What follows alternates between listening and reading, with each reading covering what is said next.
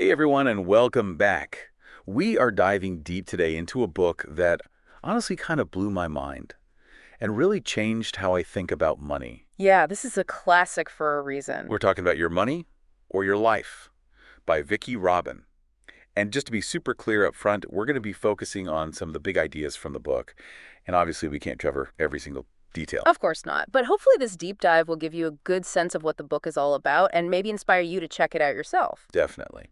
So, the book's central question, and this is the one that really kind of hit me between the eyes, is are we trading our life energy for money?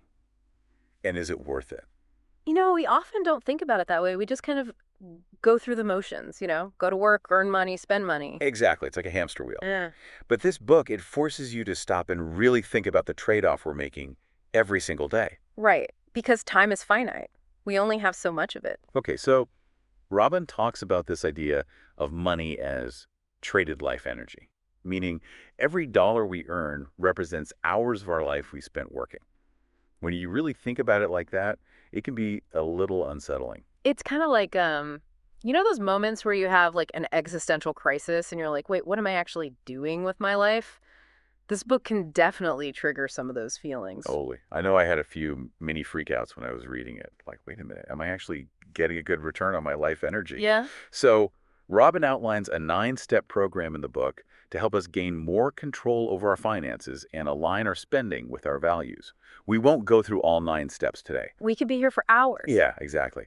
But Yeah. we do want to focus on 2 steps that are really crucial and that we found particularly helpful.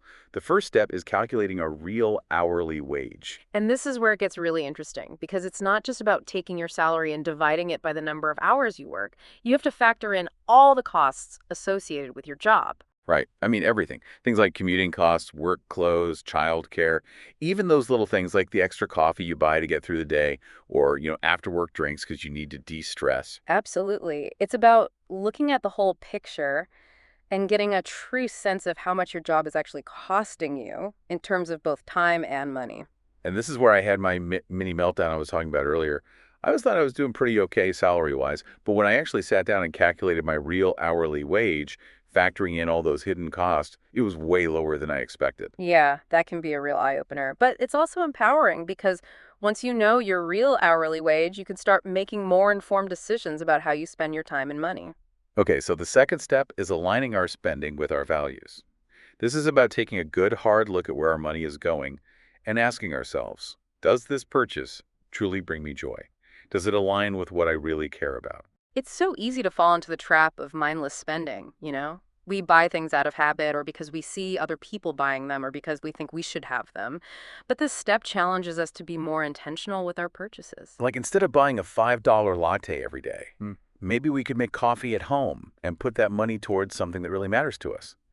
Maybe it's a weekend trip, or maybe it's investing in a hobby, or maybe it's donating to a charity we care about. Precisely.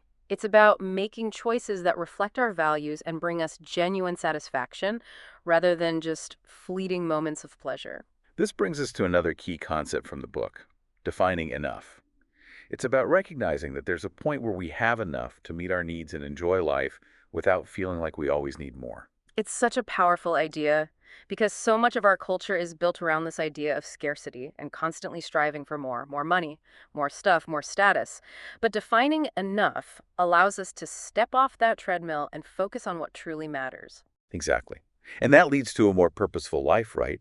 Because when we're not constantly chasing after more, we have the time and energy to pursue our passions, to connect with the people we love, to make a difference in the world. It's about creating a life that feels rich and fulfilling without being dependent on material possessions. So going back to that initial question, are we trading our life energy for money, and is it worth it? Robin argues that we need to treat our money as our life energy. Every purchase, every financial decision should be worth the time and effort we put into earning it. This idea has been transformative for so many people. It encourages us to be mindful of our choices and make sure they align with our values and goals. I know, it definitely changed my perspective. I started paying way more attention to where my life energy was going, and I realized I was spending way too much on things that didn't really matter to me. Like, I used to buy a lot of clothes. like way more than I actually needed. And then I would just end up getting rid of half of them a few months later. I think we've all been there. Yeah. And so now I'm much more intentional about my spending. I ask myself, do I really need this? Will this bring me lasting joy?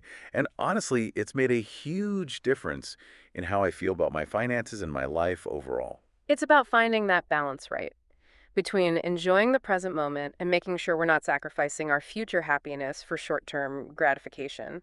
And remember, it's an ongoing process. We all slip up sometimes, Absolutely. Nobody's perfect. but the key is to keep learning, keep adjusting, and keep moving towards a life where our money and our time are truly serving us.